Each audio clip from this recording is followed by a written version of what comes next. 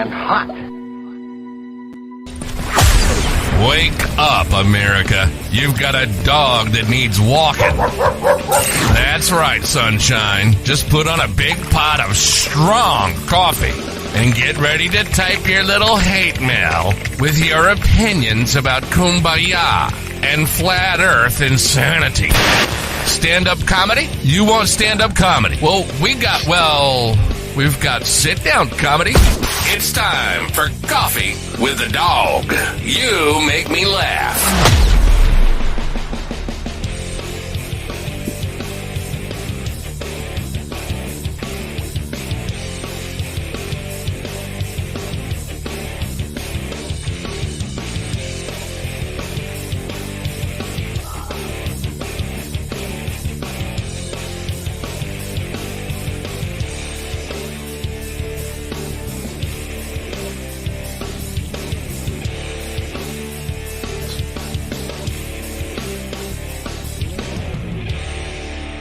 Oh, good morning, people of Earth.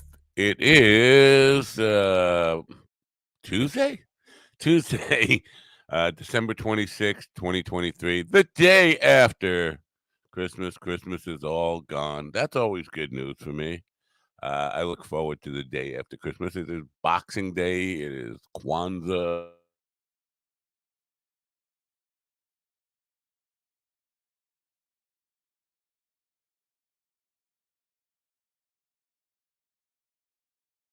There, I just faded to black. We are having connection problems already.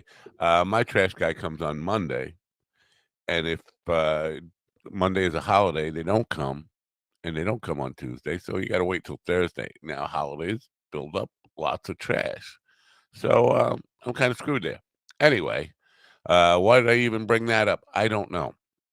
You folks, no doubt if you've listened to this program once, or even like for a second, and maybe more than a second. Okay, 5 seconds, 10 seconds, maybe.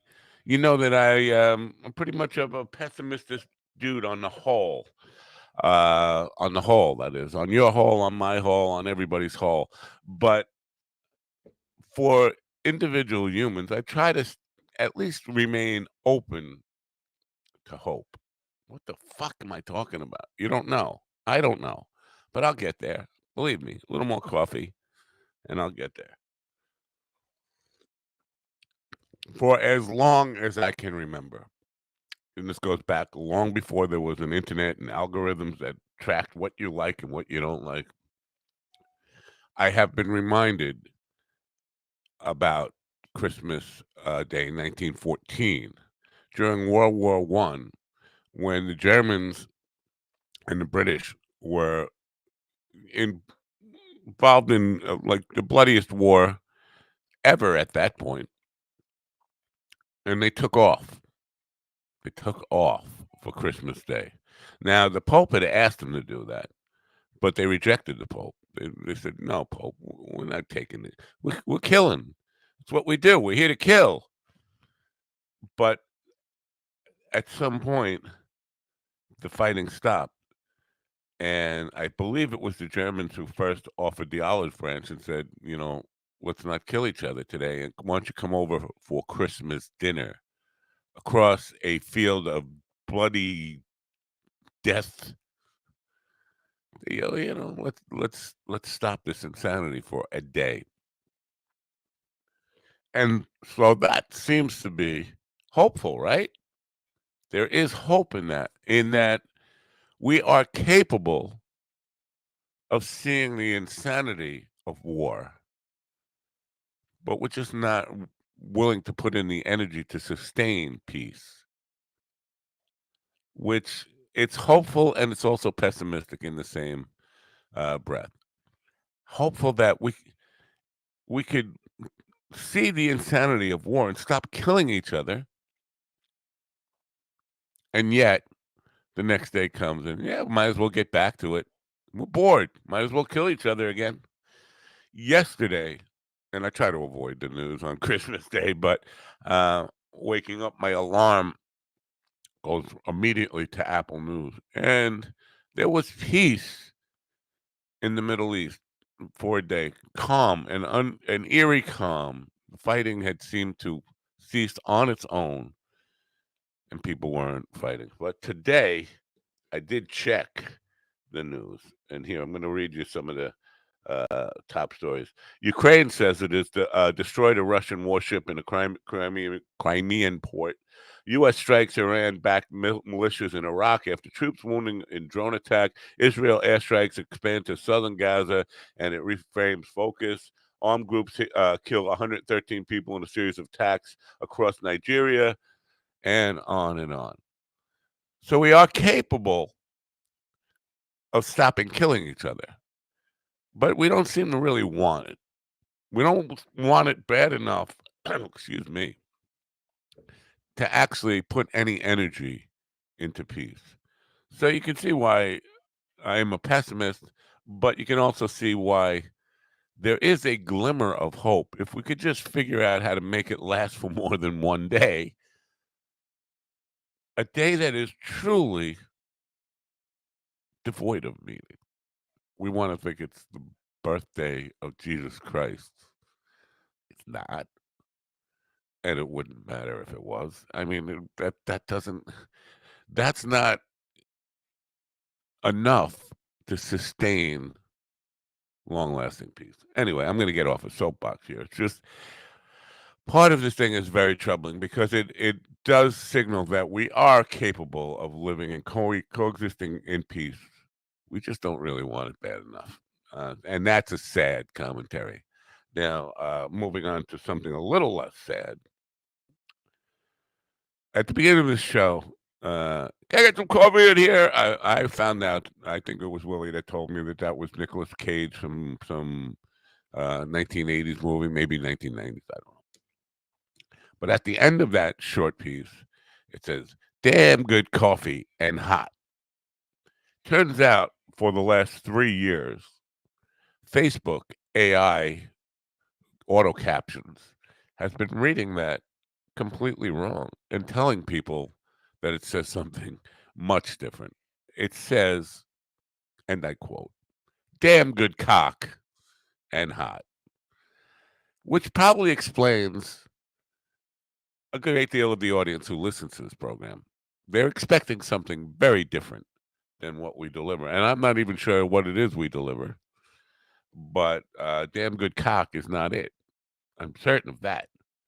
I've never seen a cock on this program. Not even once. Not even for a second. And if I did, it probably wasn't hot. It was probably pretty cold. Well, we are on the summertime, so you never know. Anyway, I just want to correct the record. The show is not about damn good cock, hot or otherwise. Although maybe you would think the audience would be bigger, though. If the cock was bigger, maybe the audience would be bigger. Anyway, speaking of cocks, Willie's here with his new getup, Well, no, and I serve up some damn good cock. I don't know about the rest of y'all, but I like my chicken broiled. Good morning. Mine dog coffee. now don't you like tea? what are we switching to tea now? We do sell Mind Dog tea. There's Mind Dog tea in the shop. I just thought maybe you want to break it up a little bit. Well, But it's go called ahead. Coffee with the Dog. When you put me on a show called Tea with the Dog, I'll push the tea. Well, it's all right. Okay, that's fair enough. Mine dog coffee. Oh no, I just changed the name of the show to Tea with the Dog. Mine dog coffee. Every time someone drinks a cup of Mine dog coffee, an angel gets his wings. Mine dog coffee. Oh, I feel like you ripped that off of somewhere.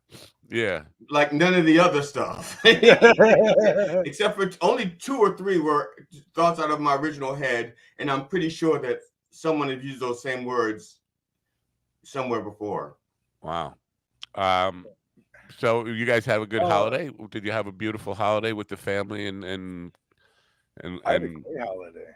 good for you. Where's the rest of your hat, Willie? The rest of the word. I know you just can't have the word king there. So what is it? Fucking, cocking, cucking. What is it? Where's the rest of it? Did it come up in the wash? It's a king nothing is what it is. Oh shit.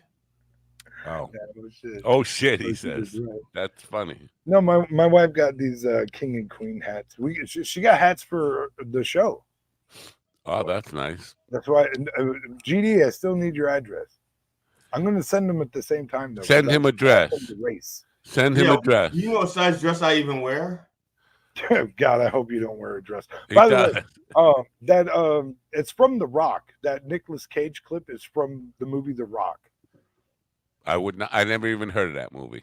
Man, it's a really good movie. Matter of fact, some people there's a film conspiracy theory that The Rock is actually James Bond. That Sean Connery is actually playing like a version of James Bond in The Rock because he plays Doesn't like sound like much of a conspiracy theory to be honest. I mean, there's conspiracy right, theories yeah. go. I mean, there's a theory. There's a Yeah, conjecture. yeah. So is the Rock? Wait a minute. Is that a prison movie? Yeah. That's the movie where Okay, and that's what. So the Rock is like an engagement ring between two inmates. No. It's Ed Harris leads a team of, I guess, former military people because I mean the minute they become terrorists, they're kind of former military.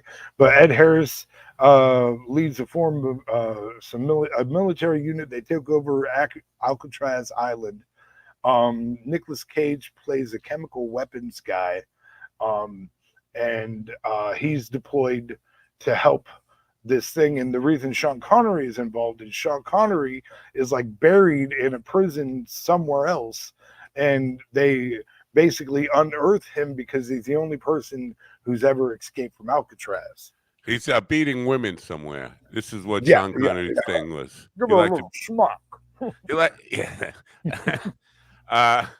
So yeah, I had a very strange day yesterday. I think I gave myself food poisoning on Christmas Eve.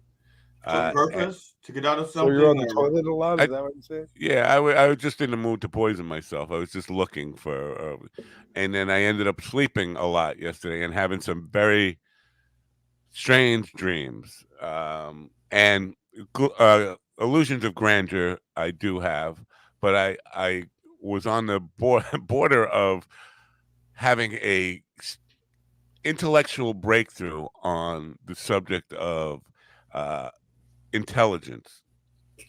That I woke up thinking there's something here, but I don't know what it is because I'm too stupid. In my dream state, I'm a fucking genius. I'm Stephen Hawking.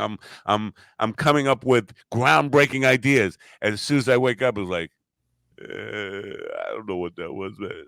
So I want to talk about that later. About a couple of things. The one is that intelligence quotient idea, because IQ, intelligence quotient, is the idea that we can put a number on how intelligent a person is. And I've always believed that every single human being, no matter how brainy they might seem or how really stupid they might seem, has some form of genius within them. And an incredible kind of intelligence that can't be measured or quantified in a single number. I want to talk about what happened in the dream on that note. That's nice to tell all the kids. That's nice to tell all the kids that every last one of them was a genius in some way. We just have to find out and then teach them to use their superpower for good. Right. I mean, really, I think you're closer to it than you think, GD. I think you're trying to be funny, but that's. No, I'm not trying to. Look, if I was trying to be funny, why would I try to be funny? I don't know anything about jokes. I don't know anything about comedy. Desperately trying, I think. Okay, well, it's hard for me to take you serious when you say that. I don't know. He left out an important adjective. Desperately trying to be funny. Oh my God! I give up. I don't even try. I know nothing about comedy. That's not true. That's not. It's never happened. Then why'd you say it? Then why'd you say it on a live show in front of millions of possible potential people? Right. That's the desperation. How I said it. Taking it desperation is still there. You could say that all you want. The desperation is bleeding through. The desperation and trying to be funny. You notice Willie has got a whole different setup there. You see that? You see, he's got a whole different yeah. level. I see. That's what happens to real comedians. They get Oh my God, stop it. Why do you got to do that? Why you got to treat me that way? It's not okay. they get real setups eventually. I get it. I understand. I've never claimed to be a real comedian. I use it as a shorthand because most people don't know what a humorist is. A humorist is a comedian who's not funny, who doesn't know anything about it. Yeah. Well, throwing that forensic in there sure helps. Well, I earned that forensic. I can't think of it. I'm having a senior moment now. The classic Americana humorist, Will Rogers. That's what I'm thinking of. Will Rogers. Yeah, he was a good one. Yeah, he was a classic. He's like classic Coke. He was desperately trying to be a comedian. Also, he would just hit it in the vernacular of humorist because he knew. I thought Will Rogers was a singing cowboy. That's Roy. When he wasn't doing. Roy Rogers. No, Willie's right. It was Will Rogers. He was a singing cowboy. Yeah. Will Rogers, I believe, was from Oklahoma. Now, I'm sorry, I'm just not very fond of Oklahoma or the people that live there. I think it's the stupidest state. Out of all the states, I think they decided at some point to put the stupid people in Oklahoma. I'm sorry. Wow. We only have 2 listeners in Oklahoma, and now probably 1, because one of them is probably too stupid. Well, if they're that dumb, they don't know how to change the channel. One of them can't find the unfollow button. Yeah. Can't figure out that I just insulted them. What did you say? He meant the other Oklahoma. Yeah. You're the reason God made Oklahoma is a great song, right? No, it's a terrible song. Anyway. I'm sorry. Have you ever seen the Muppets version of the Oklahoma when they mash Oklahoma with a samurai movie? No. Oh, it's hilarious. I thought it was hilarious, but right. But what do you know? Yeah, what do I don't know anything about comedy. No, I know that. I just want you to know I'm really sorry that's how I said it or whatever that day. Or how you meant it, that's how you meant it, or that's how it's never gonna end. It's never gonna end. No, you're probably right about that. No, it's never gonna end. This is you got to be careful about branding. Now, the other thing is I have to be very careful with you because you're just like a fountain of misinformation that's probably going to get me banned eventually. I was relaying what my niece told me, bro. What do you want me to do? You want me to call my niece a liar? Yeah. Well, if you go back, here's liars. what you should have done. And now, GD, you're probably not familiar with this. On Christmas Eve, Willie texted me this thing about the kids with with the litter boxes in the schoolroom for kids that identify as pets. And that's a myth. 3 years ago, Joe Rogan started out by saying, "I know a woman. She's a teacher here in Austin, and she's got a litter box in the corner of the room for kids that identify as pets." And Jamie, his main guy, has debunked that immediately and said it's like a rumor that got started and it took wings of its own. And then, but Rogan's response immediately was, "But I saw a video." And wait a minute, hold on, let's back up here. And I did a breakdown of this. He said, "I have a friend who is in Austin school here locally and has this." The minute it got debunked, "Well, I saw a video online." Wait a minute, you just said you had a friend. Now let's get to the truth here. Do you really have a friend? Does he have a friend or not? He doesn't have a friend. This is human nature. And I want to talk about that because every time, and I'm guilty of it too, when you're backed into a corner as a human being, you go to anecdotal proof.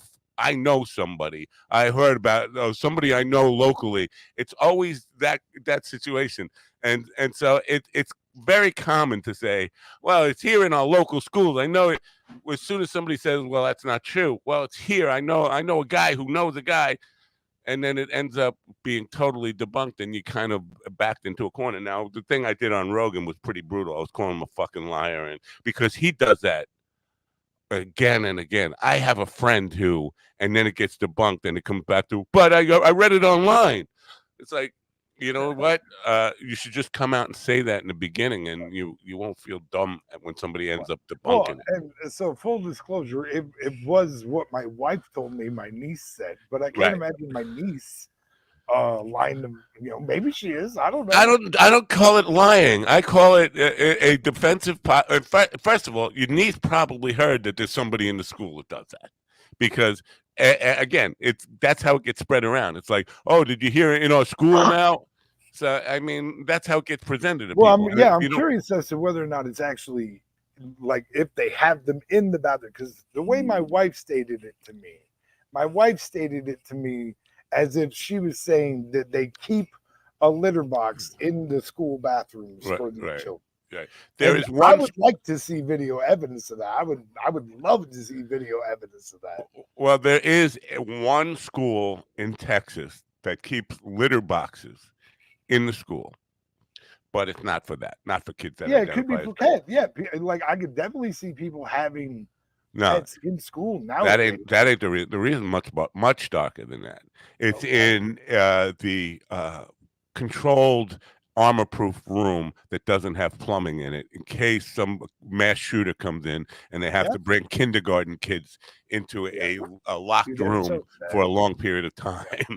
I have seen some of those like new rooms that they've created, like a cure wall or whatever. But they forget about they forget about the ceiling tiles. The guy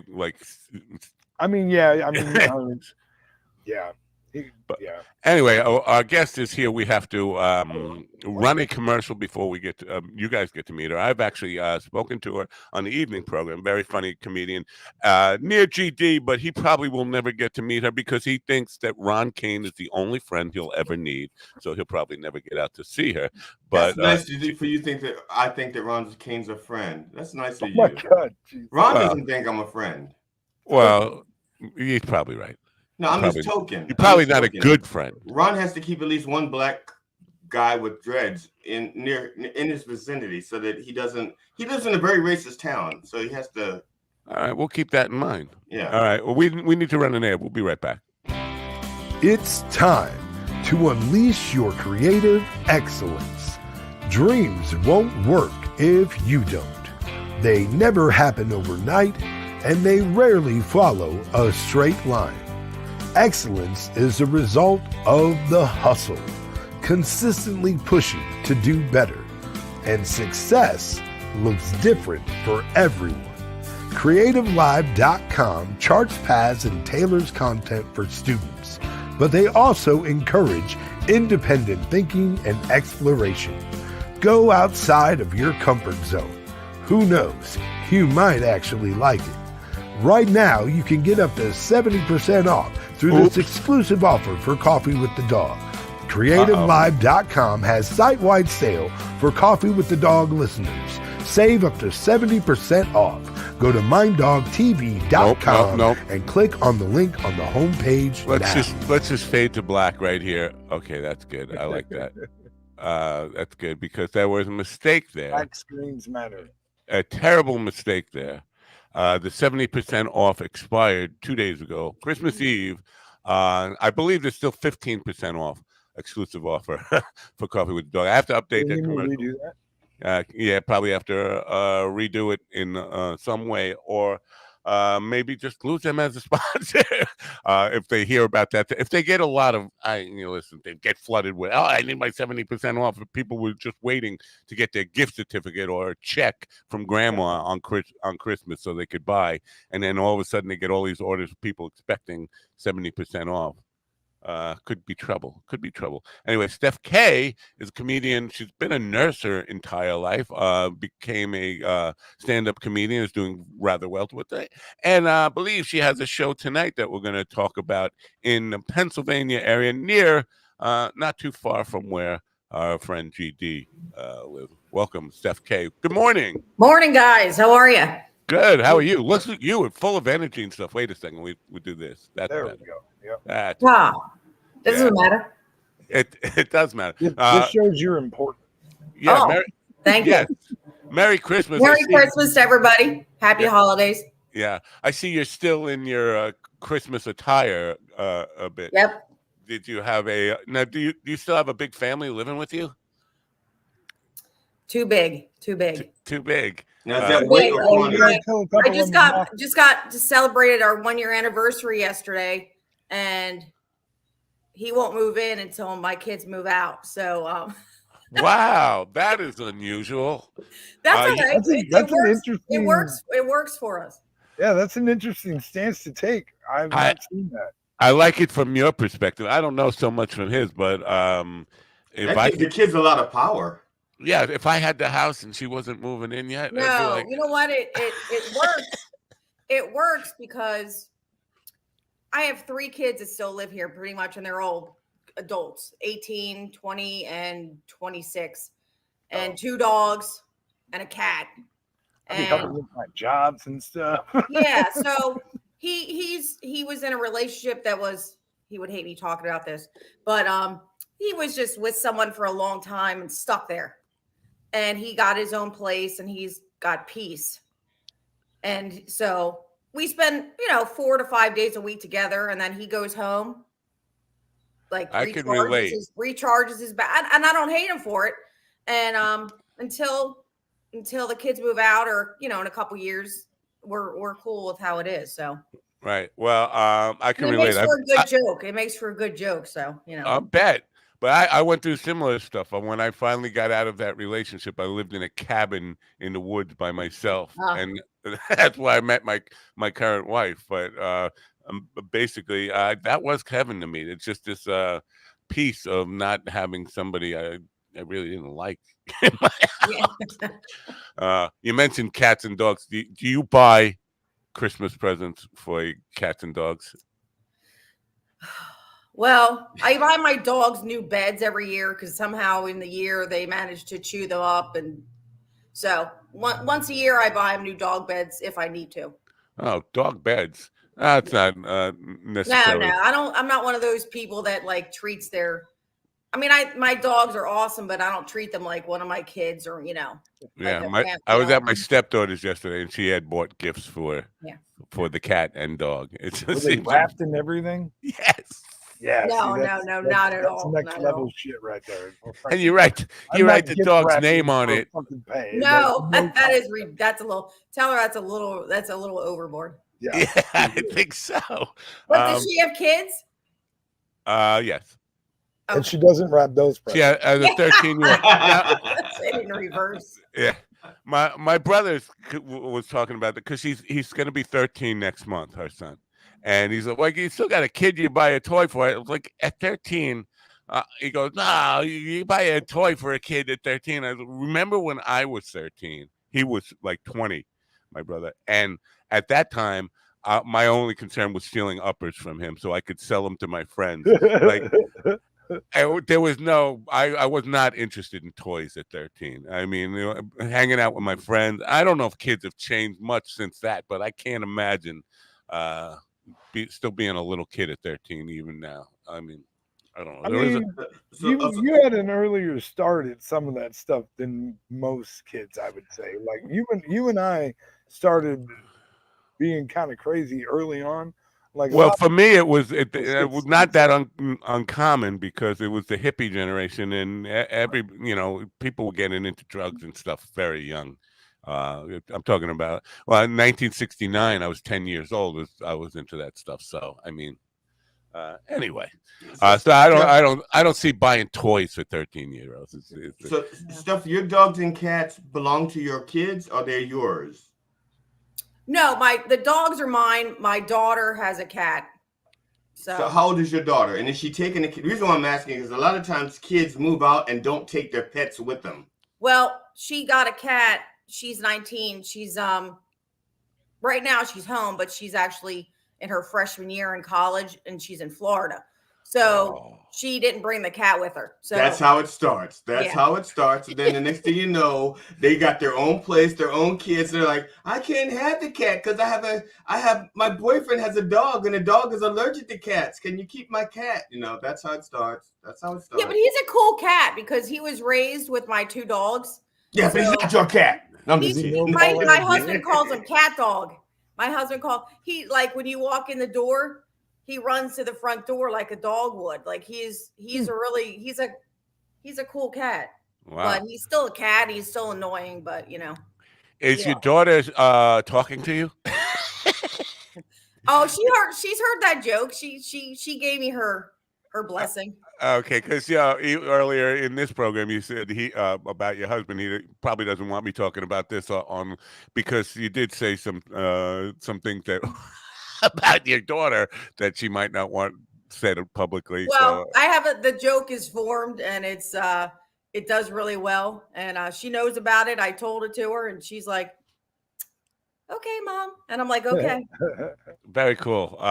So do you talk about your family a lot when you're doing your performance? For the most part, my family turning 50, being a nurse, dumb crap they do. Yeah. What So what far, about? Do you think 50 is old? depends upon who you ask. That's Well, true. he was You know what I asking mean? you. Me? No, Yeah. because I feel pretty good. I don't, to my Yeah. kids, I'm old. To me, I look at other women that are 51, and there's a lot of them that look Look pretty like grandmothers at tore 51. up. You know what I mean? Then there's other 51-year-olds that look fantastic. So I mean, Yeah. it's all relative. Elizabeth Hurley Mm. is 60, I think, and she posts pictures on Instagram. She looks like a 20-year-old or something. She's always in bikini shots and all this stuff, and like she doesn't look like she's aged at all. But I see women who are 50 and they look like my grandmother. Yeah, I mean it's definitely like a person to person basis because like Oh, some for people sure. you'd Yeah. never guess them at 50, and then other people you're just like you're only 50. Holy fuck! Yeah. Right. I started going through midlife crisis at 20 and then 30 and then 40. But when I got to 50, it started to change a little bit, and I started to see it as an accomplishment. Like I never expected to make it here, so it's something to celebrate. But before that, I always feared like the zero digits coming up. It's like, oh, that means I'm officially old. 20, 20 was officially old, and 30 was too old to make it in rock and roll. John Lennon's favorite quote: "Don't trust anyone over 30." That thing was in the back of my head. So when I turned 30, it's like, okay, now I'm officially an adult and old person. And then 40 was just like, forget about it. That's grandpa. And then 50, something happened at 50 where the paradigm shifted, and it felt like, it's okay. And now I actually lie a year ahead. Tell people like I'm 64 now, but if I didn't just say that and it just came out in conversation, I'd be saying I was 65. I don't know why. It's like it's almost like I'm setting that goalpost that now I have to make it to 65 because I told everybody I'm 65. Yeah, because at your funeral, they're just being like they're gonna be reading a little pamphlet, and they'll be like, "What the fuck? He was only 64." That line. So you're performing tonight, and No, no, I heard you. I'm not. It's the weekend. Oh, weekend. Where is that? Is it local? It's I'm in Jersey on Saturday. Place called Reds in Carlstadt. It's an offshoot of like the Meadowlands Comedy Club. Nice. And then Sunday, I'm hosting a show in Glenside, PA, which is a suburb of Philly. Glen Fried? No, Glenside. Oh, it's like Glen Fried. What the hell? That's a weird name. So you're on the eastern side of PA then, yes? Yeah. I'm like 7 miles from the border of Jersey. So not really close to GD. He's over, I guess, more farther west than you. He's in Maryland, but I know he goes to shows in PA. Oh yeah, he can. There's a portion of, I don't know much. There's a portion of how close are you? I mean, Ron. I don't know Ron Kane, but I know he's out west, right? GD. He is out of the Harrisburg, York area, but he produces shows around the country when he gets so. Now, Steph, what are you drinking? Is that Mind Dog coffee? Sure. Sure. Yeah, there you go. That's how you answer a question. Yeah. Or you could say, no, it's Mind Dog tea. Oh my Well, it God. is tea. It is Ah, tea ah. with a little bit of spiked eggnog, so it's Oh, Nice. pretty delicious. wow. So are you producing your own shows, or are you working with the booker?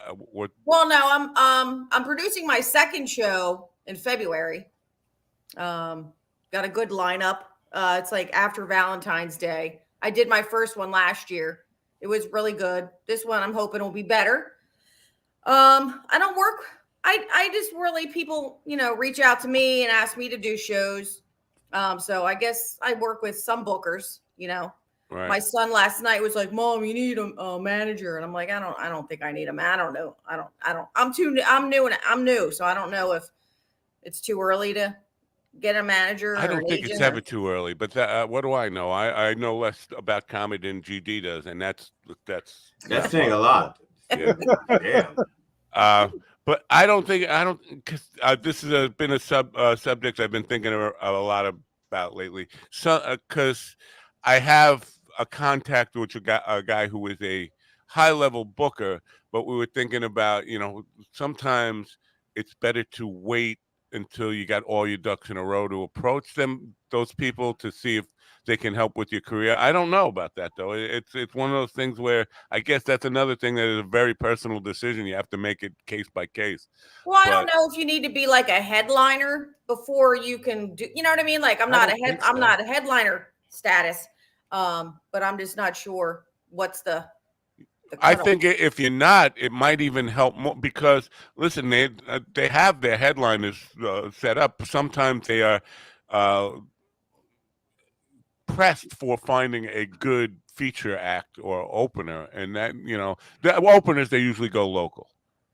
Somebody from the local scene, but a good feature act can be difficult to find, or somebody who complements a specific headliner can be hard to find too. So I don't know, but again, I don't know. And my youngest son graduates in May, so I think at that point, my freedom. My tie to home won't be as strong. You know what I mean? Like I could if I wanted to start doing a little more traveling. Right. Out of the tri-state area. Now you work pretty dirty, right? Pretty blue, pretty.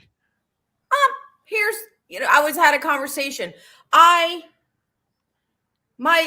content is adult.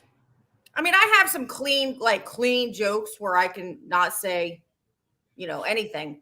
But then like my jokes, I may say something about sex, but I'm not raunchy. I'm not, I can do a whole 10 minutes without cursing, but it has to do. Now, I don't know what she told me you're still dirty, but not like I'm not raunchy. Right. It's adult content. My wife is I want to say retired nurse. She probably I don't know if she's gonna she left her job 2 months ago when her father passed away. She was taking a grievance leave, and it seems like she's now retired. But and she might go back at some point. But everybody who worked in the facility that she works in or worked in, every nurse was a practicing stand-up comedian, but I don't think they ever worked. It was a lot of dad jokes, a lot of that kind of stuff. Jackie Martling without the dirty jokes, all clean like one-liners and stuff like that. Well, I think a lot of medical people just deal with the stress of the job just by making jokes about by jokes or drinks. Yeah. Yeah. Are you still in nurse, an active nurse? Yeah. I haven't quit my day job yet. So do you tell a lot of jokes at work? Do you deal with? I don't think I tell jokes. I think in just conversation, I just happen to, I make my patients laugh a lot, Yeah. and I don't think I do any jokes per se. Wow. Yeah. Well, I have, but the facilities I work in, when I go to do my volunteer work, they are mostly nursing homes, assisted living places, and that. And there are lots. I mean, nurses spend their time set up and and punchline, telling jokes, and I hear it all the time. And it's just like, it's sometimes they're telling it to people who can't possibly understand the setup. They're just like shot. But they do it anyway. But it's a difficult thing. But it seems like every nurse I've ever met has an aspiration to be on stage or telling jokes or think they're funny. Oh no, I know a lot of nurses that are hilarious. Yeah. Well, I think most of them probably think that because they usually deal with people that are on drugs. Which in and of itself is funny, Yeah. If you take away the human aspect of it, it's hilarious. You could be on drugs and just be too stoned out to even laugh, though. Yeah. That is true. That is definitely true. So, but you have back to back this weekend, so that's an unusual. You're not working that steady that you'd have back to backs all the time, right? No, that's a little. I love it. I love it, but added to my my work schedule, it could be a little stressful. But the end, that is my goal. Right. Because I went full time with my job, just for finances, and so now it is steady. My manager's like, Steph, don't go big because I need you to stay here. And I'm like, well, that's my goal, Karen. That's my goal is to, Karen, it figures. Karens, those damn Karens. Yeah. No, I remember 30 years ago, or almost 30 years ago, when the band I'm with now was just starting out, and none of the guys who were in the band at that time had ever done it like as a live. They had all, settled into the workaday life, and some of them had played in bands, but locally and all that stuff. And we had a weekend where we had 6 gigs from Friday night till Sunday night. And I remember on Friday night, after we just finished our first one, I said, by Sunday night, you guys are going to feel like professional musicians. You're going to feel like you belong. And so there is that moment when you do enough work back to back where you feel like, yeah, this is where I belong. This is where I need to do this all the time. And that once that moment kicks in, I don't think there's any escaping that. I think that's the point where everybody starts thinking, I got to get out of the day job. I got to quit the day job and be able to do this for free. Well, no, I'd love to. I'd love to, but because it's weird, if I do have a weekend where I do a couple shows, and then I think about it, I'm like, oh, I got to go back to regular life, Yeah. But that moment where you've had that exposure to the life, and then you go back to the day job. That morning is generally pretty depressing. It's like they'll ask me to do something extra. I'm like, I'm a comedian. Don't you know who you're talking to? Yes, I know that feeling. Believe me. But I think it's a great. It's a great time when you first have that feeling that I belong, and this is where I'm meant to be. It's like a revelation, a self-revelation moment. Anyway, so GB and King, are you guys both? Because you're both funny. Are you? I'm sorry. I don't want to give GD a big head, and I know because. Yeah, how dare you tell me? Are you guys both comedians too? I fancy myself an entertainer, but yes, comedy is part of what I do. Wait, you fancy yourself? I do. What are you, English? What is I fancy myself? What have I been talking to Carl too much? I think of myself as I don't know. Yeah, you notice how fancy was far less words? Yeah, but fancy is far less, but far softer. It's kind of... Well, that's okay. Hey, listen, if there's anything about this show, it's definitely been gayed up a little bit since my involvement. I got an itchy head today. See, I don't know if you want to say gayed up or man down. I don't know. Yeah, man down. Man down is even better because of the one testicle thing. I like that, GD, bro. We'll go with that. Yeah, Steph, if you didn't catch that, the one testicle thing, Willie, big part of Willie's persona is he's a one nut pony. Oh. He had it removed just so he could do stand up. He was trying to distinguish himself from the other comedians who had real balls. He says, "No, I'm going to do it with one." Yeah. Truth is, he got it shot off in a gunfight. That's true. That is very manly. It is very manly. So you wouldn't expect a guy who got his nuts shot off in a gunfight to be saying I fancy myself. No. Totally. I'm a very interesting character. But that's exactly when that happens, when half your testosterone drops out. Right. You gotta make up for it. Fancy since then. Yeah. But he's managed to have like 15 kids with the one nut. Seven. I got 7. All right, 15. Five impressive. post losing the nut. 2 were. We'll call it 15. We'll round up. Yeah. Why not? Round up to 15. Anyway, enough about. Yeah. So Steph, watch yourself, because you actually could get pregnant from him just by standing. Just by talking to him. Yeah, just by talking to him, you could get pregnant. I had a miscarriage, but it was his. Just talking to him. Don't you mean you're just kidding? Oh yeah. Do you have that banner? Well, I didn't have the kid, so I guess I wasn't kidding. I guess. Right? No, he's not kidding. Don't you have to have the kid to be kidding? I guess. Anyway, you guys are so punny. It's the morning. And the morning after Christmas, and I feel a little sluggish. I have to admit that, holidays definitely, I don't know. And plus, I had a little bit of food poisoning that I gave myself. But generally, every holiday, it takes me a while to rebound. This one, when holidays fall on Mondays, it just throws me off completely. Like Tuesday is now Monday. It's just everything is just all. It's the trash. It throws everything off, because you get used to taking your trash, and you're like, no, you don't take your trash out today, and it just messes up everything. Are you like me, panicking in the morning? Like I gotta get up. I gotta get up at the break of dawn so I don't miss the trash man.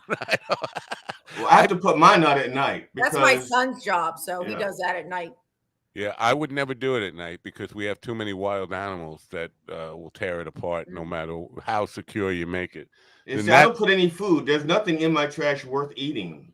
They get the scraps before it becomes trash.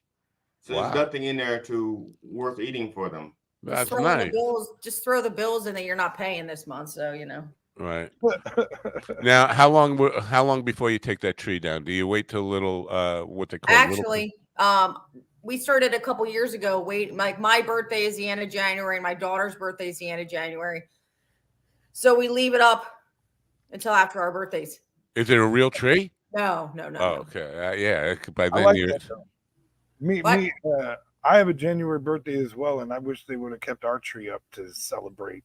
Yeah. To keep the celebration going, because having a January birthday or probably even a November birthday really kind of sucks. Having a birthday neighboring Christmas is terrible because your birthday is often overlooked.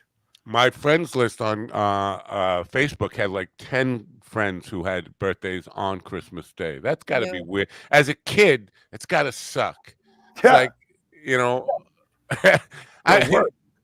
want your Christmas presents and your birthday presents. It feels like they all get lumped together, and you kind of get shortchanged as a kid.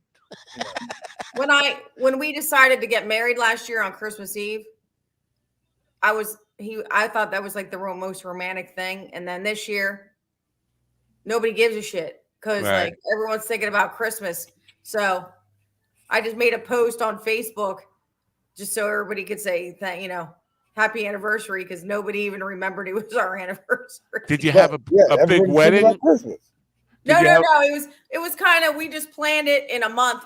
We just got a traveling pastor. Was he pregnant? No, I'm 50. I got him. married. What? No, I know him. I was going. You never ask a woman if she's pregnant, so I was asking if he was. I know it's a shotgun. It sounds like a shotgun wedding. We told you he's not pregnant. Once we decided, I didn't really care. Nobody cared about having a big wedding. So, and I was like, it'd be cute on Christmas Eve. So then, it just happened. It was fun. It was great. Because at my age, it's my first marriage, but I have other things to worry about besides all that crap that goes along with a wedding. You know what I mean? So yeah. Well, we just planned it, found somebody that could marry us. We were going to go to like Justice of the Peace, but that was like further than the new year. And found this person, my family, I had immediate like 15 people come. It was great. Nice, personal, quick, done. Right. Now, your Like your sex with kid, my your husband. kids and your husband are supportive of your comedy act, right? What Oh about yeah. your extended family or people who knew you before?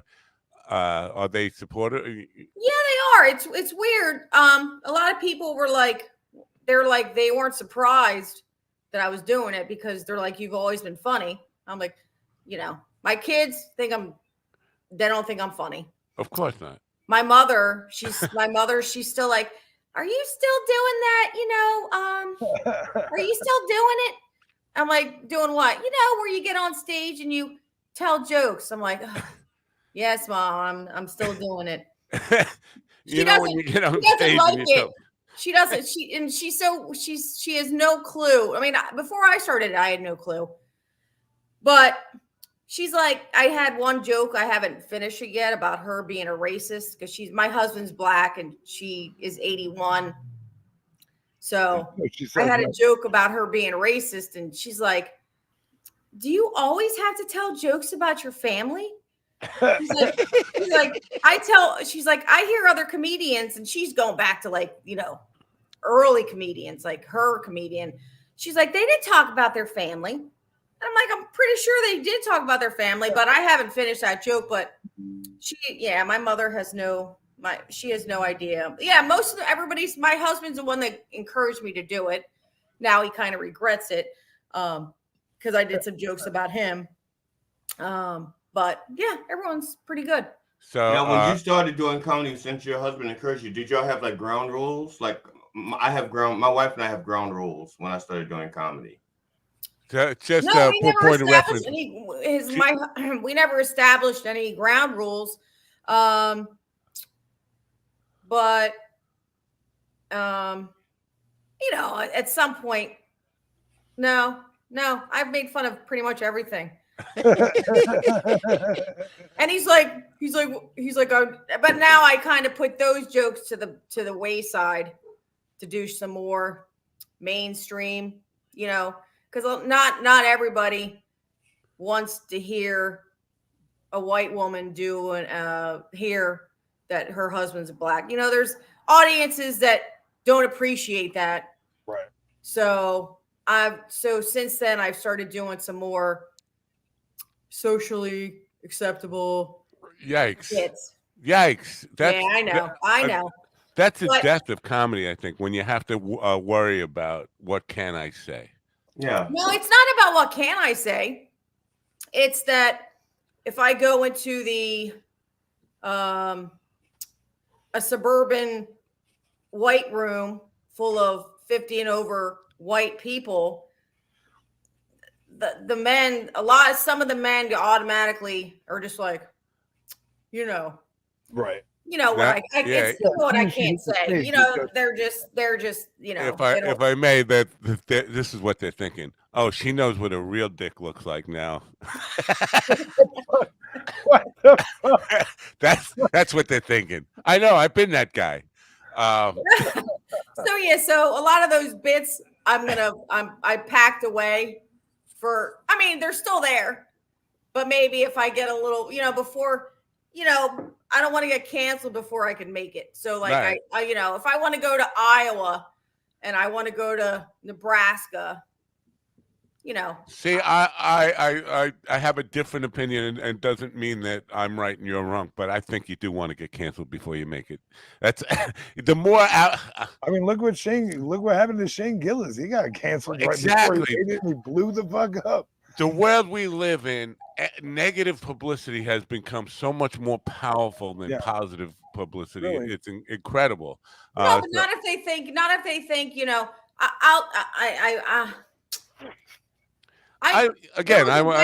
when I first started out, when I first started comedy like a year and a half ago, there's a venue 3 miles from my house who are notoriously like woke, Right. they're a nonprofit, so they get funded.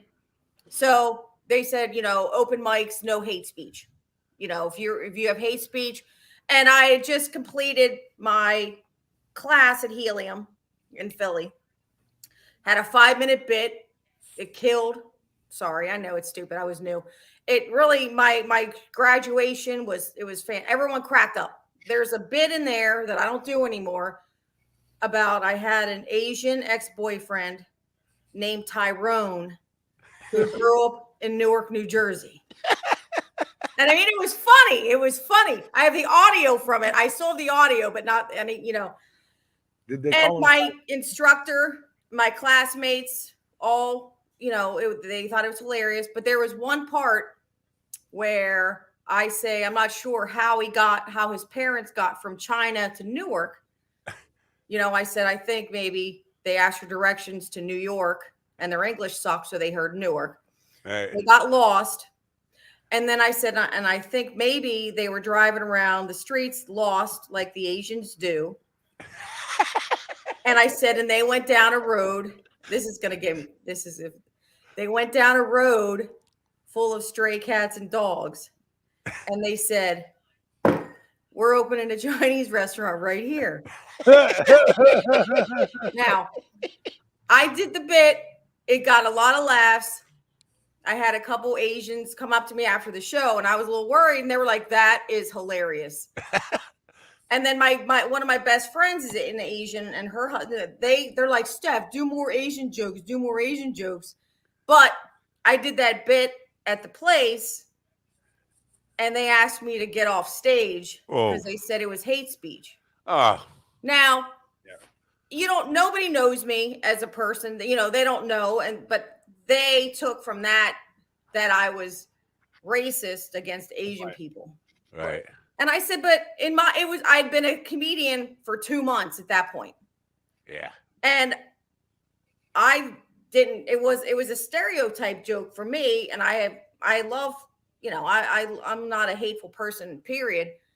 Right. So that kind of, that was a slap in my new comedy face, So since then I've been a little, and apparently some people. Nobody wants to be known as a hater, right? Nobody wants to get that label, even if you know in your heart that you're not a hateful person. If somebody has that opinion of you or image of you or who you are, a predetermined image because of something you said, it's hard to erase that. They're going to think that now if they see you 10 years from now, they go, oh, the Asian hater? I mean, that labels get to stick. But I do think negative publicity is it's like one of the highest commodities an entertainer can have right now. But now all the comedians, like the local comedians in the area, they knew who I was from that. You know what I mean? Like, right. And I'm like, I didn't do it. I left there feeling very ashamed. And I'm like, but whatever. I was new. Like I said, I was new. And so, but a lot of people knew who I was before I even. So I learned, and I'm just trying to, for right now, just, not get canceled. And do you ever, while you're performing, stop doing material and just be in the moment funny? Oh yeah, I do.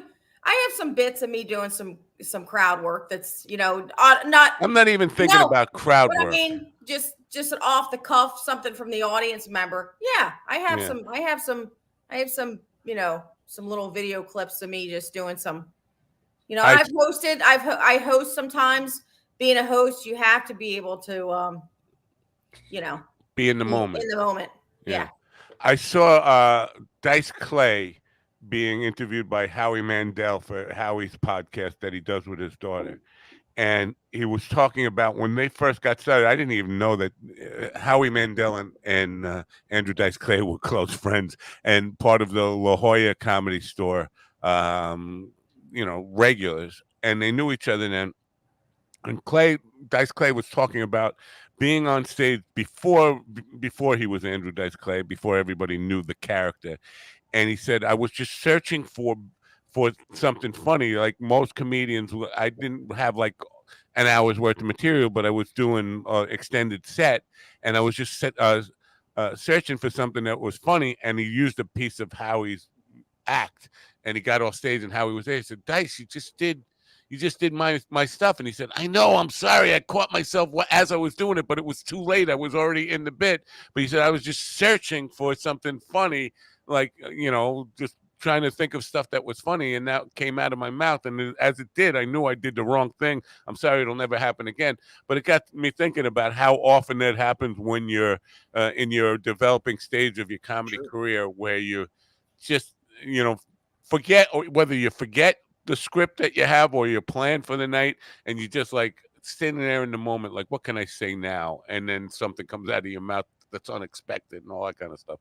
It's an interesting dynamic because as a musician, that never happens. I mean, you're never going to just. Yeah. So do you do that? You go off script? I mean, yeah, I can, and the more the longer I do comedy, I feel like it's just because I feel like up until July, I feel like I'm able to become more myself on stage. Like I feel like in the beginning, I was trying to present this image that wasn't me. Like I spoke a little bit more proper than I speak in my everyday life. And now a year and a little over a year and a half in, I feel like I'm becoming more myself, which watching all like documentaries and movies about behind the scenes. It's all about becoming yourself on stage. And once you're there, that's like what, Yeah, not to beat that dead horse that I just killed, but the Dice Clay thing, he was talking, the bit that he stole from Howie was actually a roses are red, violets are blue joke, and I forget how the pun. It's something about something schizophrenic, and so am I. But it got a big enough laugh that Dice Clay, that was the impetus for that he became later with the nursery rhymes and stuff. He said, I never realized that just telling stupid rhymes could be funny. And then doing that, I realized, and then he came up with that whole persona of telling just poems, wake up, nursery rhyme poems, whatever. Right. That's funny. I didn't know that. So, by accident, you can discover who you are in some ways, or it's not necessarily a contrived thing where you plan out what's my voice and all that stuff. You stumble upon it and you say, oh, this is who I am now, and this is what people are reacting to. I watch a lot of those things too, and I think there's great insight from Louis C.K. Watch that Headliners Only. Did you guys watch that Headliners Only with yeah. Did you guys like it? Because I heard some mixed feedback about that one. What is that? Is that like a documentary or something? Yeah, it's Headliners Only. It was Chris Rock and Kevin, like when they did their Madison Square Garden last year with Dave Chappelle. It was I thought it was good. I don't look at him for comedic content. I look at it for insight. So it's hard. Yeah. I think there were a lot of insights into that stuff. I think if I'm going to watch a comedy special, I'm going to watch a comedy special. If I'm going to watch a documentary like that, I'm looking for wisdom about the art form and what you can take away that can apply to what you do. Right. So yes, I did enjoy it. I didn't think it was like something that somebody who's not a comedy fan would ever enjoy. Somebody who's not in or related to the business in some way. I don't think you would enjoy it at all. It'd be like, why am I watching this? This is not funny. Even though there are funny moments, it's just not packed full of funny. That's not what you would expect. So it's like a Kevin Hart comedy routine. No, I'm not. Wait a minute. No, stop. No. He's not kidding. He means every word. No, I do mean every word. I'm just meant stop where I'm going. Right. Because I was about to go deep into my anti-Kevin Hart rant, but I'm not. I'm stopping myself. I honestly, I don't know enough. Here I go again, exposing myself as a guy who's culturally unhip. I have never watched a Kevin Hart comedy special, never seen him live. So, really, I'm not like the biggest Kevin Hart fan. I mean, I've seen moments of it. I've seen How YouTube come you're not clips. A fan? Like just personally? No, it's just it's that there's too many people to be fans of. It's not that I have anything against Kevin Hart. I just haven't had the inspiration to sit down and watch one of his specials, because every time I do watch a special.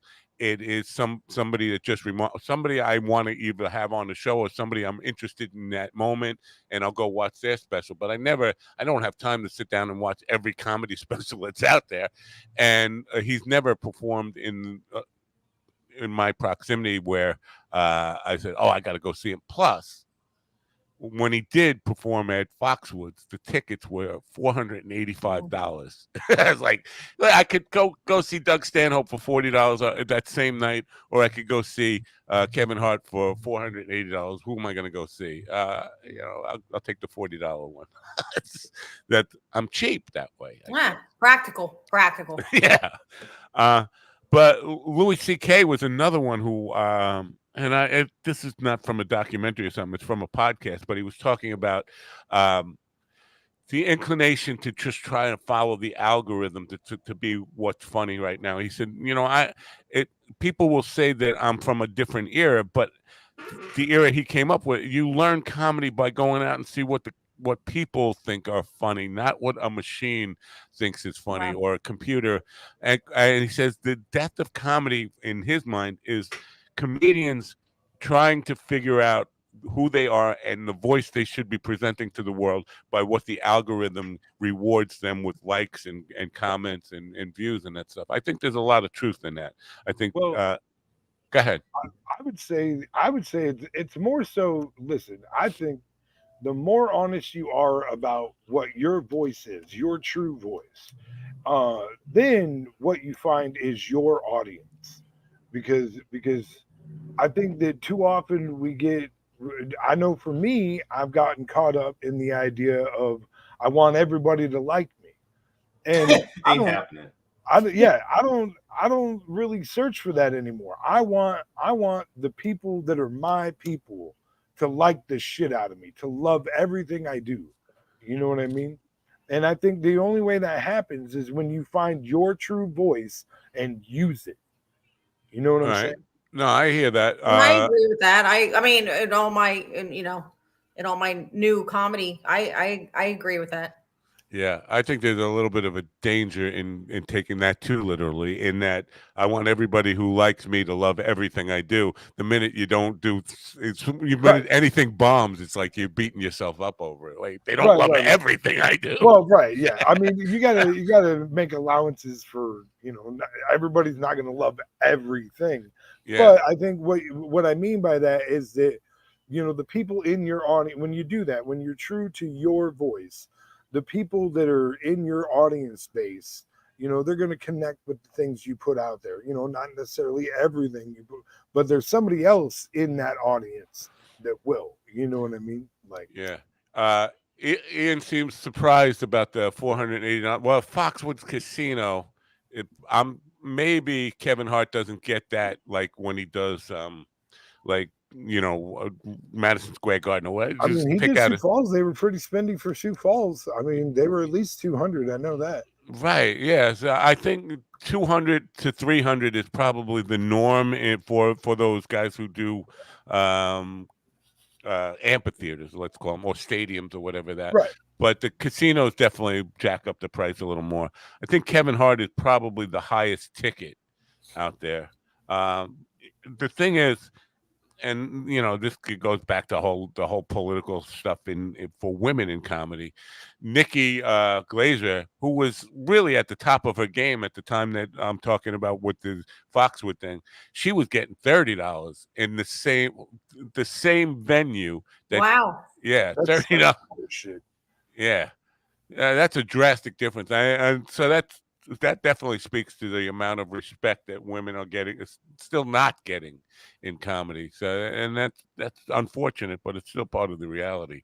I mean, because she had a Showtime special out at the time, and was really killing it. And just like the next night, like you have Kevin Hart there for $480 on Saturday, and then Sunday Nikki Glaser for $30. Now the day probably makes a difference.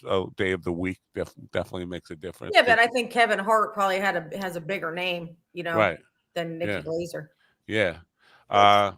So all that is, but I think things are definitely changing for women. I think, as somebody talked about the respect for women in comedy, I would say at my top 10 right now, probably half women, and that definitely would not have been the case uh, 10 years ago. It would have been like two women at tops in my top one. Now, those top 10 lists are always difficult to kind of think about, Who's your right? favorite female comedian? Erica Rhodes. I say that pretty quickly. It comes on. Yeah, I gotta look her up because I don't think I've ever heard of her. Wow. Yeah, I'm not surprised that you wouldn't have heard of her. She works a lot. She is. She didn't start in comedy. She started as an actress in her uncle Garrison Keeler's Lake Wobegon stuff radio show, but she's probably 40ish, right on the cusp of 40. Been doing comedy probably 15 years. And to me, she's extremely polished. There isn't a down moment in her delivery. Because I've last year I'm gonna Wednesday we're gonna have a yearly recap. Last year I went to 47 comedy shows, Oh or wow. saw 47 comedians.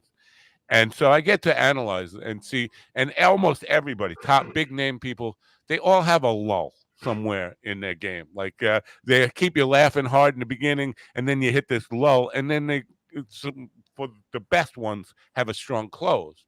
When I saw Erica, and I've seen a lot of her work, it's steady. You're laughing the whole time she's there.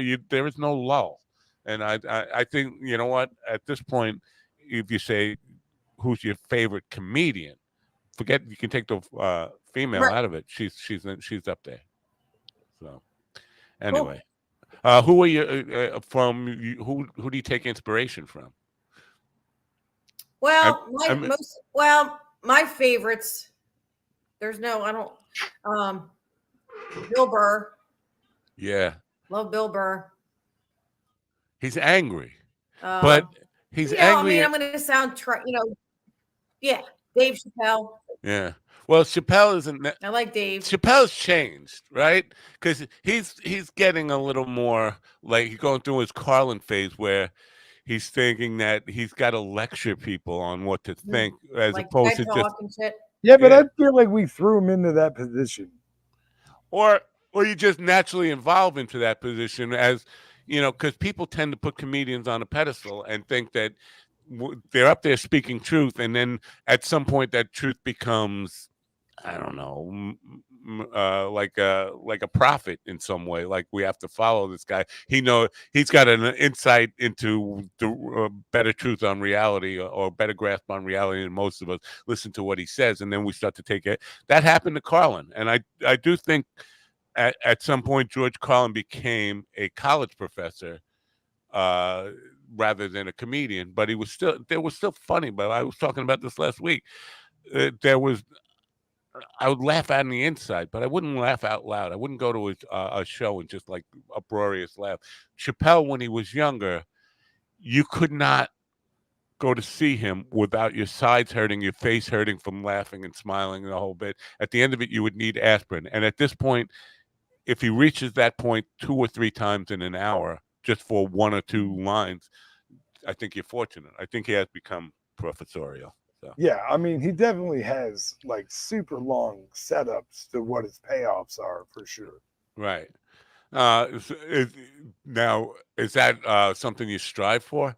That's not something any comedian gets into their head, that I want to reach that place where I don't really have to be funny. I could just tell my truth for an hour, and if I get 4 laughs, that's enough to justify the ticket price. No, God, that's no.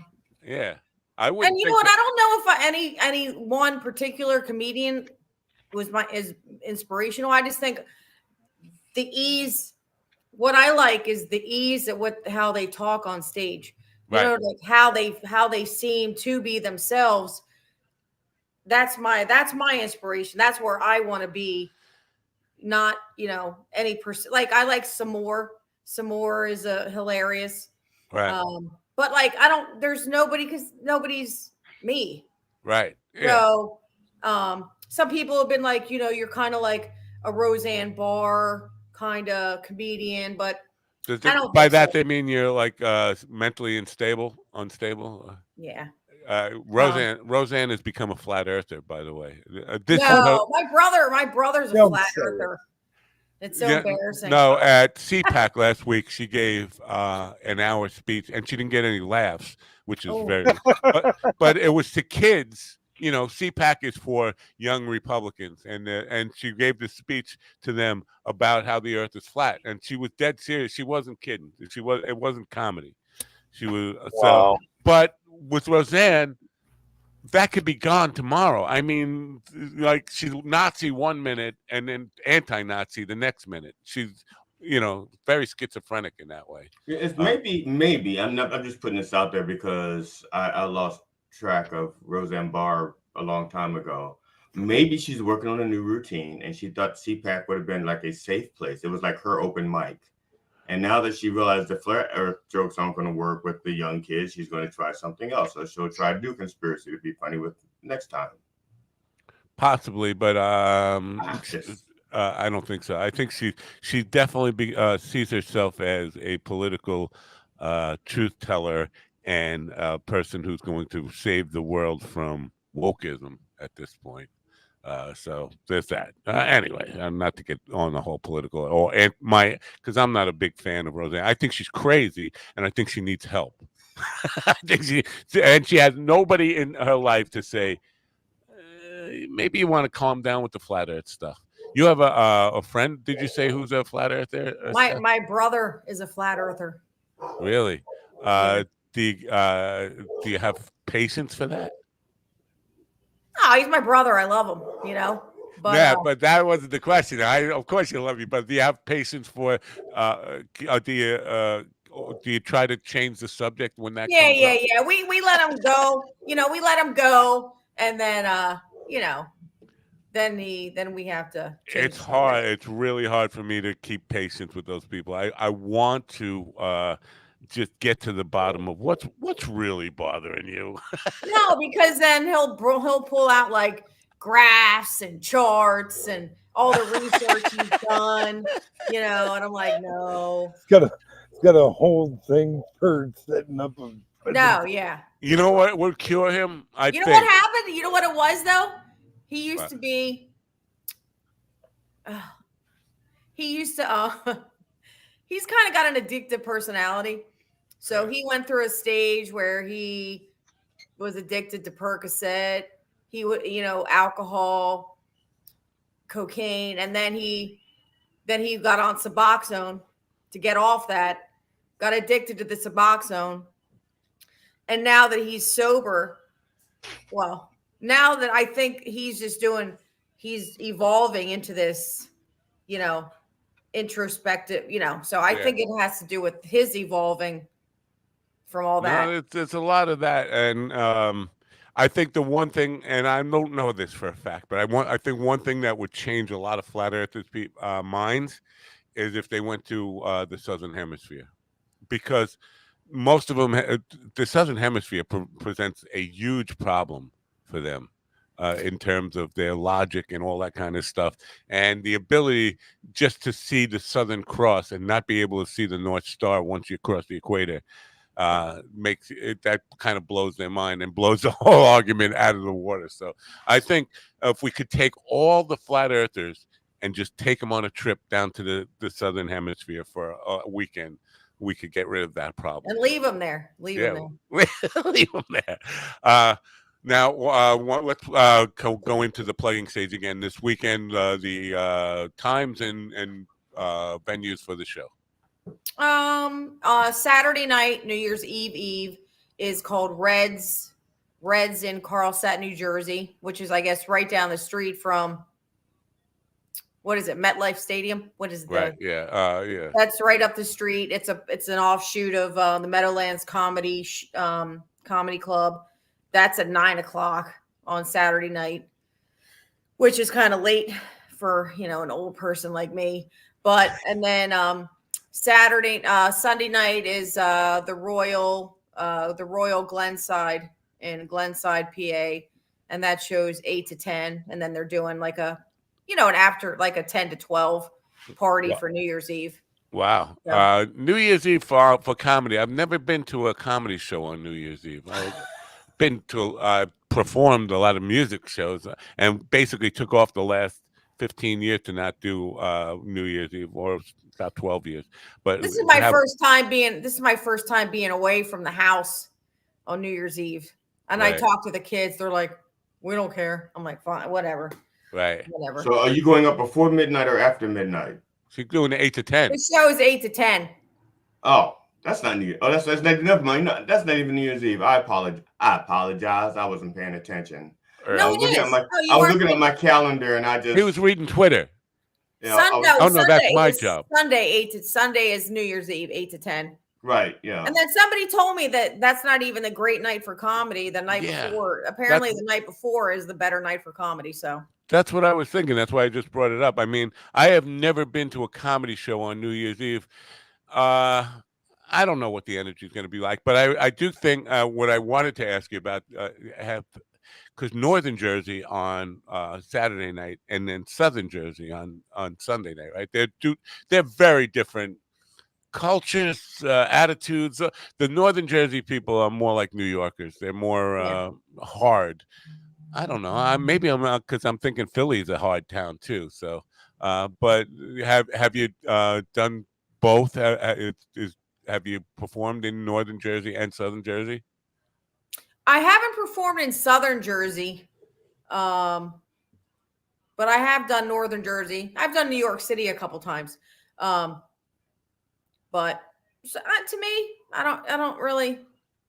My jokes are pretty much, well received. Talk about myself, make fun of myself. So. Yeah, some people have accent. They told me that New York City, you got to be careful because there's a lot of woke people in New York City. Nah. So, well, that could be true. There's a lot of woke people in New York City. I don't know that necessarily true. New York is full with people of anywhere and extremes and everywhere in between. But a lot of the comedy shows are filled with tourists because it is, so many people either in New York for, a convention or vacation or whatever. A lot of tourists here. So there's that. And so most of the time the rooms are not filled with the population, if that makes any sense. I mean, people not from the area. Well, not indigenous. They're not indigenous folk. Right. I don't think. Okay. I don't think we have indigenous. We got rid of the indigenous. We sent them up to Toronto.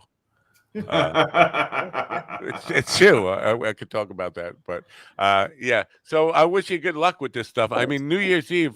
It should be an interesting. Apparently they had a good turnout last year, and there's an even better turnout so far. Like ticket sales are higher than they were last year. So yeah, and you're ending before actual New Year, so it's not like people are building up that old anticipation and the big toast and all that stuff.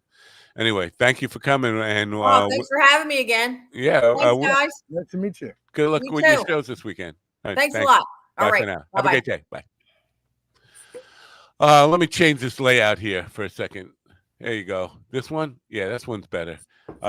So have you guys ever performed New Year's Eve shows, comedy shows on New Year's? I have, yeah. And how did that go? You want to elaborate on I was that? waiting for Willie to answer because he looked like he was thinking of something. He is thinking, but I don't think I have. That's so what was your experience good, GD? Kinda. Yes and no. Well, I was the feature. I went up. I was the first comedian. I went up right after midnight, and then there was a headliner after me, but the host by that time was so fucking trash that he was a terrible host at that point, and he was talking. He was trying to. I think once midnight hit, he realized that he didn't have somebody to have sex with that night, and he was going table to table looking for scraps. And was this Ron Kane? Oh no, Ron wouldn't have to look. I know, I'm kidding. Yeah, Ron wouldn't have to look. I'm not just kidding. I mean every word of it. He the man. He don't have to look. Right. So, and I'm not going to mention this person because he had his struggles with the substance abuse, and he's trying to turn his act around. So I'm not going to defame him by saying his name, but I will spell it out for you. No. And he was right next to the stage, right next to me, and he was so loud that even though I had a microphone, he's trying to pick up these women, and he was louder than me with the microphone. Wow. And that's the only time I've ever lost my cool on stage. Ooh, you have cool?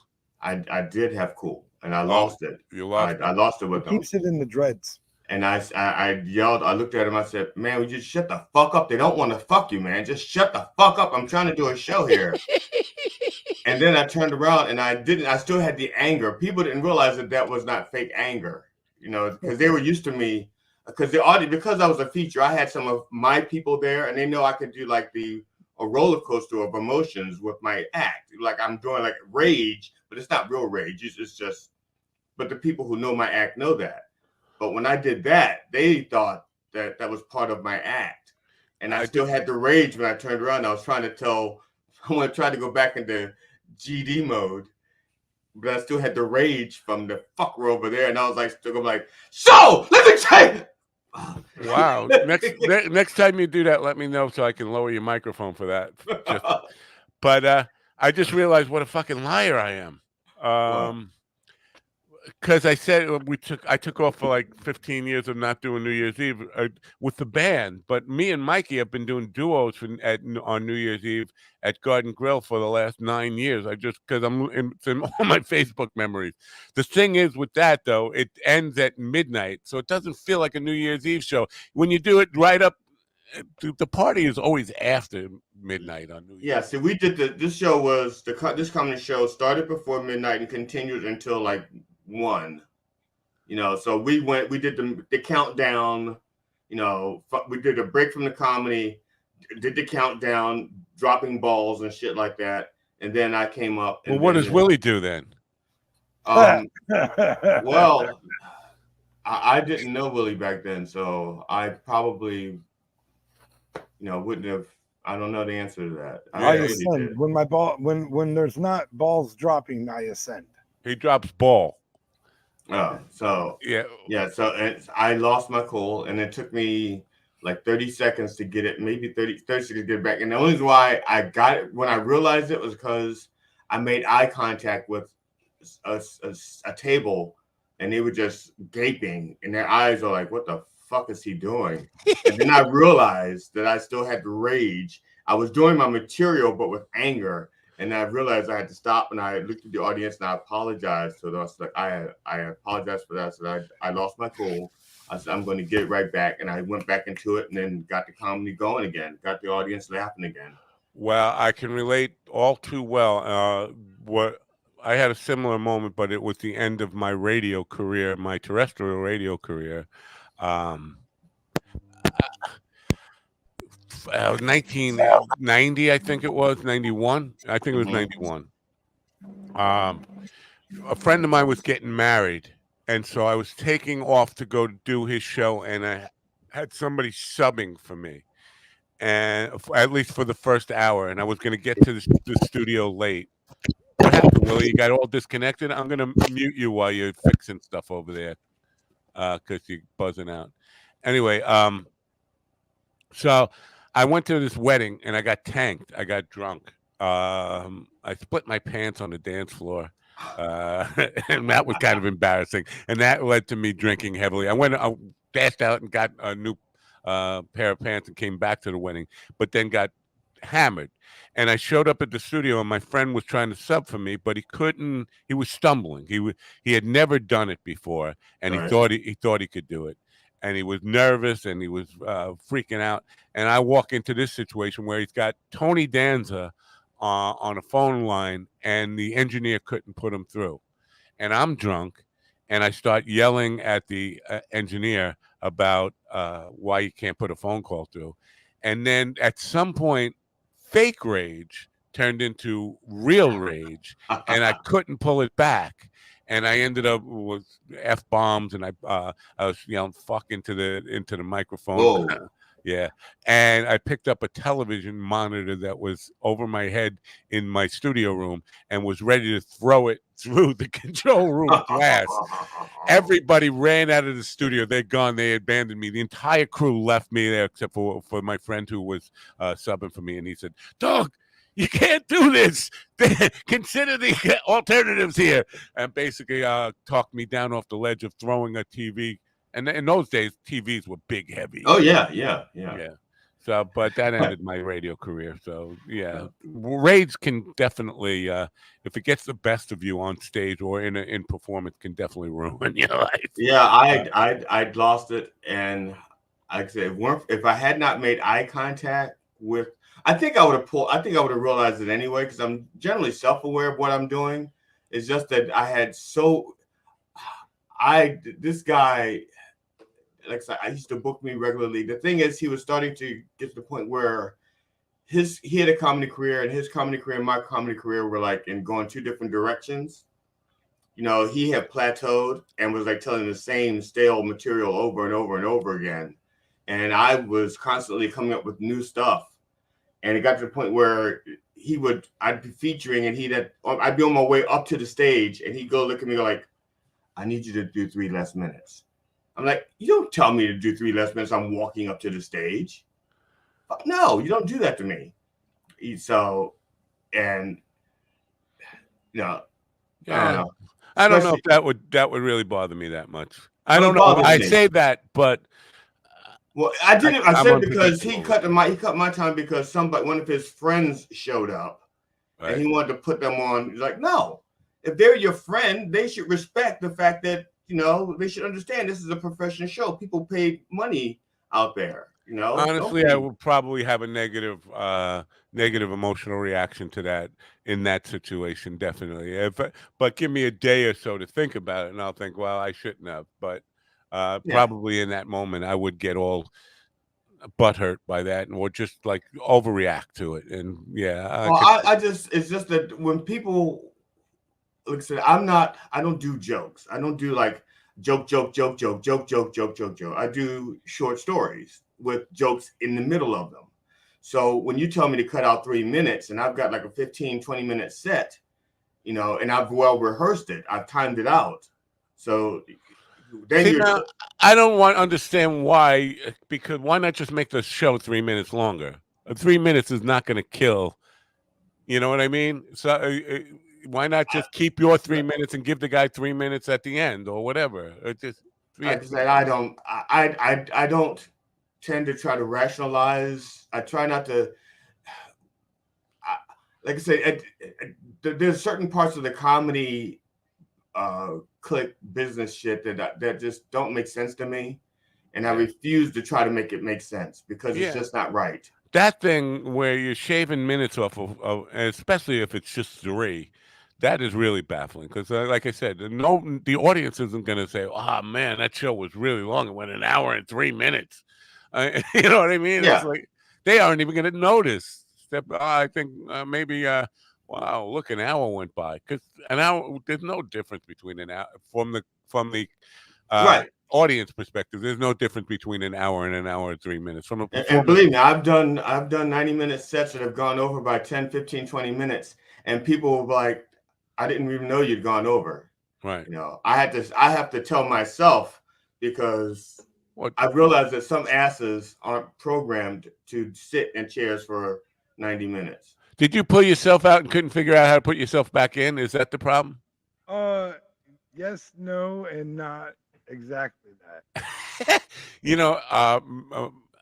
I think you have the ability to take yourself in and out now. Not on here, because I had to send myself a link today because I'm an idiot. I'm a technological idiot. I'm still trying to figure this out. But you know what I just figured out right now? What? Can you hear that? It sounds like a really bad clapping. Sound. Yay! Oh, FYI, Willie, you asked me for my address. I sent it to you in the private chat. I did see that. Okay. I didn't know if you wrote knew it how to down. work that with all your new equipment. I didn't know if you No, were. thank you.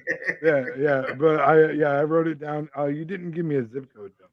That's good. Oh, That's good thinking. we don't use zip codes out here. We're so rural. Just actually, you don't even really need my address. Just say the black guy that lives in Pleasant Valley. They'll find me. You know that it probably get to you. It probably it'll get still to me. get to you.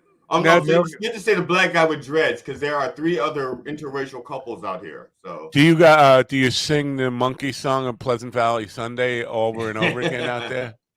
it is so bizarre because it's like you've seen those little blue signs where it says turn your radio station to this channel for news and information. Yeah. We have that, and if you drive up there, you turn, you can hear the Pleasant Valley theme song just on that one frequency. But you have to drive by there. It's like maybe 15 watts. It's not a lot. I'm regretting this whole sending Willie this whole sound effect. I'm sorry. I'll push the button. Willie, if you're ready, Willie, my zip code is 21158. Is it really? Yes, 21158. Yeah. Wait till I figure out how to do that. Yeah. Oh, you could do. You've always had the ability to go fuck yeah. It's like Wizard of Oz. The power has been with you all along. Just click your slippers. Yeah. Just click your shoes. That's right. What's that noise? Do you hear that noise? I don't hear that noise. Do you hear a noise, G? Which noise? What did it sound like? Because I was doing this and I was doing this. No, it's like a Oh, gas. Sorry. It's in your headphones. It's in your head. Yeah. So tomorrow I don't have a guest scheduled, but I wanted to do like a recap of what year was this? 2023. I wanted to do a slight recap of the year, not just from a comedy perspective, show business perspective, but all around important milestones and things. Kind of been thinking about where this show should be going, and unfortunately, I'm thinking more regimented, more radio-like, because I'm trying to just, 4.5 years into doing this thing or whatever it is now. I want to distinguish myself from podcasts and make it more of a radio show. I definitely want to appeal to Sirius XM and all that kind of stuff. I know we're on Live 365. Who knows for how much longer that will be if I can pull a deal with Sirius XM or syndication and this kind of stuff. But in order to do that, I have to hit the marks more consistently for sponsors pieces. We have to have like a set format that, okay, at 9:48 we do this piece, and Matt just can't ramble past that and just figure somewhere in 10:15 hit the piece that was supposed to be on at 9:48. So structuring format is probably so we can't wait till like the show's almost over and go like, oh, we have a today in history, critical joke theory, and birthday wishes. And timings for all those pieces need to get nailed down and all that kind of stuff, so that we know what to expect, exactly how much time is. This is the part of radio that really, really sucks. It's the structure part. I was going to say it sounds way less fun, Matt. It is less fun. It is less fun, but if you want to survive in business, sometimes you have to do things that are not fun. No kidding. That is definitely true. Yeah. So with that said, I want to be able to figure out a way to keep the fun maximum, but still add some structure to it, because I don't want to be called a podcast when there are 10 billion people doing podcasts. Everybody and his mother has a podcast. Yeah, but I mean, you're definitely doing it different than other people already. That's fair. Right. That's but fair to say. It's really not a podcast. It's more of a morning radio show. Yeah. Where it's going with that Thursday. And I think how we market it matters. Yeah. Yeah. Thursday, we have another chance to restate states' rights. What's his name? Dave what? Dave. What's Dave's last name? The angry Viking, the raging Viking guy. Jack Decker is going to come and present. Again, he called me a shock jock. If you're going to be a shock jock and just kind of make fun of me. I don't want to put any part of it. I'm trying not to be a shock jock, even though we all know I am a shock jock in a lot of ways. I don't know what a shock jock is anymore. I mean, I grew up with people like Somebody said penis all the time. Was it? I mean, what's his? Imus and Imus was Grease the first shock Spinelli. jock. Yeah. Grease Spinelli, who, and even Howard Stern is. The thing is, Howard Stern just wore off on me, so I wasn't even shocked by what he did anymore. No, that's what I'm saying. I guess that's what I mean. Yeah, I think you're right. In some sense, Stern took it so far that there is no shock in the jock. Right. Yeah. Yeah. So that's exactly right. Yeah. Alex Jones is back on Twitter, and I've been fucking with him a lot because he's posting all. He's posting what Alex Jones does. But did you see he's trying to get his 1.5 billion lawsuit, $1.5 billion settlement knocked down to like 55 million? Yeah. Well, good. You know what? If you got 55, if he's saying, "Well, I got 55 million to pay it off," I'm really impressed by that. Not good for him, but not good for humanity. But man, if you can make that much money that you got $55 million to pay off and get yourself out of $188 million settlement or whatever it was, that's astonishing to have that. I got that resources, $55 million to pay my way out of it. Yeah, and that means he has money left over. Right. Yeah. And just to be able to have that much money, I just want to pull up one of the. Just for the record, if I wrote you a $55 million check, I'd be overdrawn by $55 million. Would your bank cash it? That's the question. Well, how do I find out the things I've replied to? Oh, replies here. He says the globalists are desperate. They believe they are going to throw. The globalists are desperate. They believe they're going to throw everything that they have at humanity in the next 10 months. Let's list the false flags, and we can already see them cooking up below. Public awareness can stop them dead in their tracks. So I said the globalists put penises in Alex Jones' can. And he didn't like that. So I think he's blocked me now. But last thing he said with Michael Malice, he said they're working on transhumanism. I don't want to. I don't want school kids told you got to take this brain chip like Klaus Schwab says to go to school. I'm all about innovation, and they lie and they say you got Luddites and then against technology. No, they're going to try to replace humanity with these bio-transformed people, and they're just going to make us all into robots. So I just said to him, they already put a chip in you. I know because I put it there. Sleep well. So that's when he blocked me. So I gotta set up another Twitter account so I can follow Alex Jones. Not that I care about what he's saying or he's spreading to humanity. I just want to fuck with him. I just want to fuck. Are you familiar with the abbreviation for Christmas being XMAS? Yeah. What you're worried about Twitter using that? No. There's this platform called Nextdoor. It's supposed to be like local stuff. Right. And I've been typing Christmas so fucking much. Merry Christmas, so much.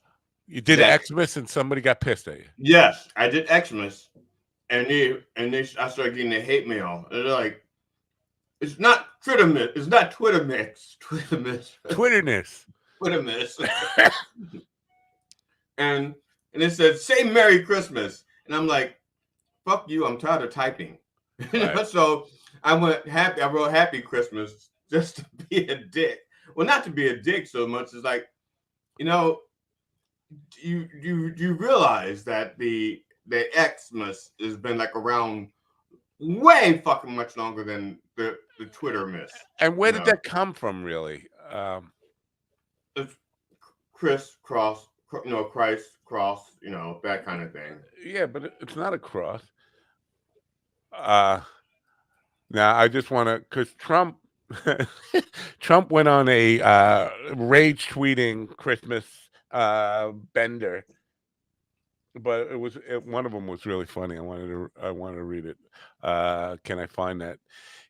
But all he was doing, like, all day long, rage tweeting on Christmas Day. Like, the guy can't take a day off from rage tweeting. But where's the one? I can't find it. There's too many of them. But there was one where he got this whole thing. I want all my enemies to rot in hell. And again, Merry Christmas. But Merry Christmas after rotten hell was one of them. I thought was hysterical. But the other one, he's his own worst enemy. right? Yeah. But then he says how he gave us back the ability to say Merry Christmas. Yeah, we weren't allowed to. But then he ends it with Happy Holidays. I'm not even sure he's aware of what he. So he saved Christmas for us so that we could say Merry Christmas again, and he ends the tweet with Happy Holidays. Like, did he forget what he just said? You're assuming that he even knew what he said.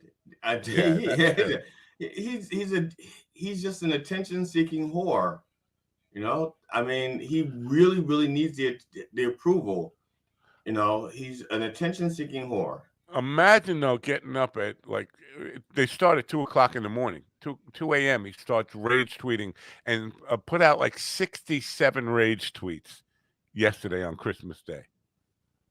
That's what, and then they have him at the Mar-a-Lago Christmas dinner. And he's there at a table with strangers, and like none of his family is there at all. And you wonder why, because he's fucking yelling all day about the election being stolen. Like, he doesn't let it go for a fucking second. Does he say goodbye to